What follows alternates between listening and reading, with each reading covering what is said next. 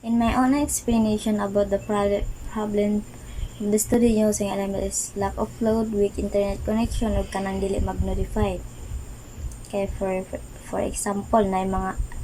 student di sila makatake og mga exam o quizzes kay wala sila kabantay nga naghatag naman dahil mga structures o mga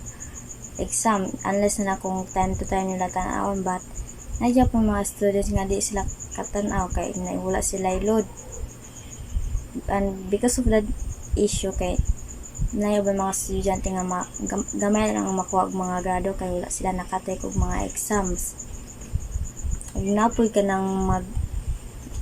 lag kay hinay kayong signal niya mag-take sila mga exam niya, lag kayo ang ilang mga access kay may error niya